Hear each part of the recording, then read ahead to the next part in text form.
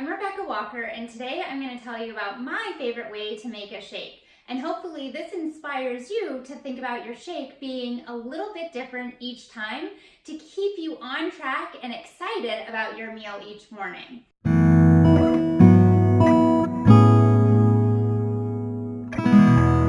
So one of the things I want to point out is how I've actually stored my supplements over here. I actually keep them in these beautiful hammered containers. And part of the reason that I do that is I just think having a beautiful organized kitchen really helps you stay on track. I also think that it's really helpful for just staying organized and feeling like you have things set up the way that it's easy for you to access. One of the things that's unique about these is that they are hammered, but they don't have the peekaboo side where you would let light in, and that's really important for storing any supplements. These are also airtight, so they're going to keep your supplements in really nice condition. So this one, the large one, of course, happens to be my protein powder, and I want to make sure that I put a link to the protein powder that I'm going to use today because I think it's really important to use a great quality protein powder. One of the things that's really interesting about this particular one is that it's actually fermented. And fermenting the protein powder really helps to remove any of the anti-nutrients because this is a pea-based protein.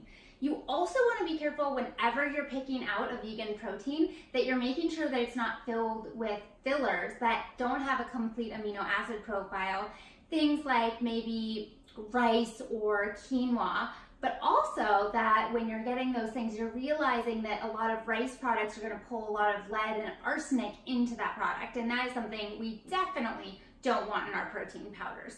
So I'll make sure to link this down below. The other thing that I keep over here is hidden back here because of course I want everything to look beautiful, is I have a grinder. It's simply a coffee grinder, but I only use it to grind my flax seeds if I'm going to use flax.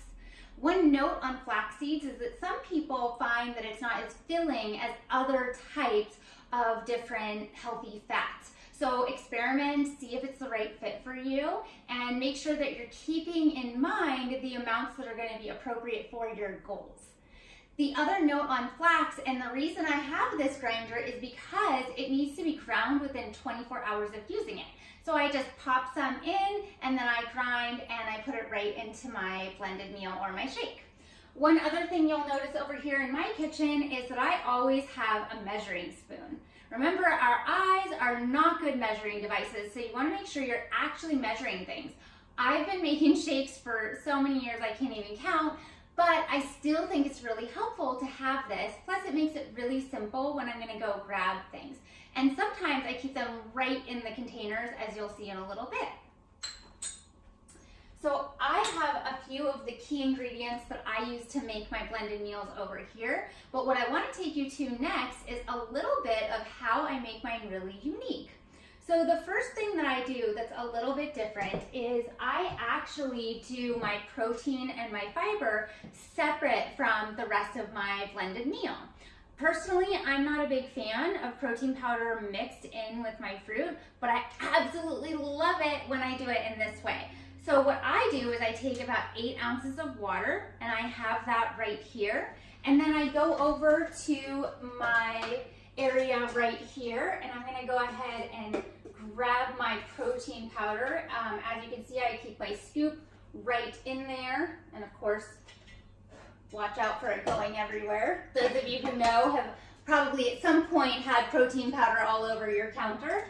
The next thing that I'm going to go ahead and add is I'm going to go ahead and add in a little bit of my fiber. I'm not going to do that today, but normally you would add in your fiber. And then what I want you to do is I want you to add something that's going to add some flavor. So this is from one of my favorite spice shops called Oaktown Spice Shop, and this is a cinnamon. It's really fantastic for adding flavor. Cinnamon has some beautiful properties, including helping to balance blood sugar. So I don't normally measure this, but when I first started, I did because I wanted to really get a sense of how much I liked. And I found that about 1/4 teaspoon is what I like in there, but it's also really going to depend on the quality of the cinnamon and the flavor of that cinnamon because they have different levels of flavor and spiciness, if you will. So I put that in, and then at this point, I'm just going to go ahead and shake this. So I'm always gonna make sure that I have this top on really tight so that I do not end up with that everywhere.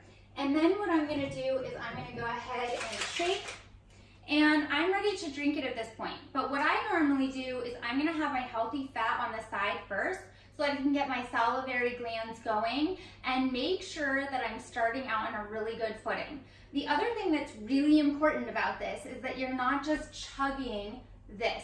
Remember that this is a meal and digestion actually starts first in the mouth.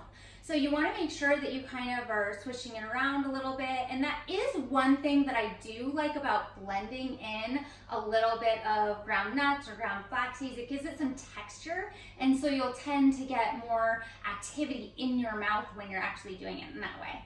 So this is my protein, my fiber, and a little bit of cinnamon, and I just do it with water, but you're welcome to do it with a nut milk as well. Then I'm gonna move on to the next part of my blended meal, because of course I've done my healthy fat, my fiber, and my protein, but I'm missing vegetables and my high fiber carb. So what I'm gonna do now is I'm gonna prep the second half of my shake. And now for blending your non-starchy veggie and your high fiber carb. So I actually start with giving it a little bit of twist with lemon. This is optional, and you want to choose the right amount for you. For me personally, I actually juice an entire lemon.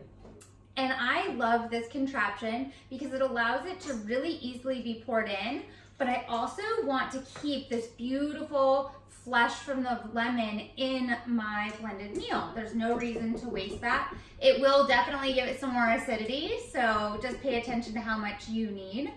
And then what I do is I go ahead and make sure that I'm gonna add a little bit more liquid. I find that adding some cucumber really helps to make it blend better. I also don't have the best blender in the world. You don't need anything fancy, but adding some cucumber, I mean, it's delicious and fresh tasting, but it also is gonna give it a little bit more liquid.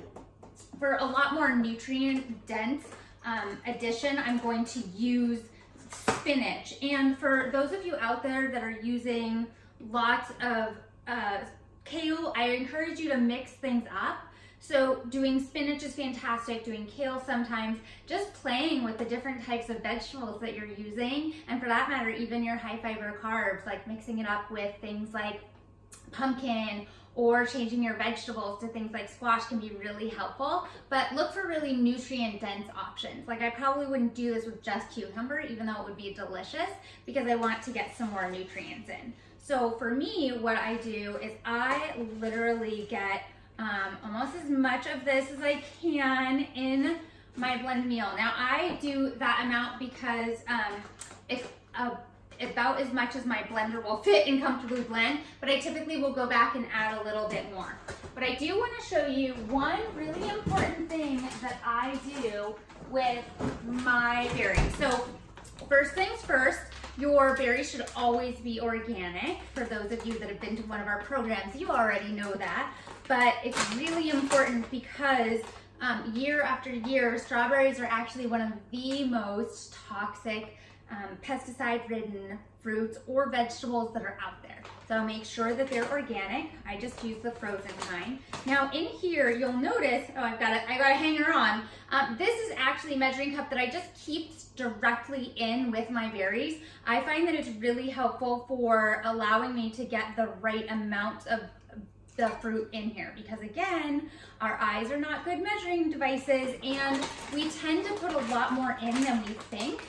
And even though the fruit is low glycemic, we want to be mindful of the amount that we're using. So I prefer mixed berries both for flavor, but also the different phytonutrients are represented in the different colors. So I'm getting a really nice mix. So at this point,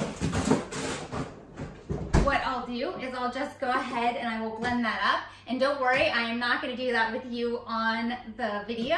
I will go ahead and do that myself and come on back and you'll see what I do to finish this entire process. Now you have your beautiful blended drink for the day that goes along with your protein shake that you made earlier today. This is delicious and it's a little bit different way to mix things up. I particularly like the addition of the lemon And for those of you that are on the go, one of the tricks that I have for you is to put them in the freezer ahead of time.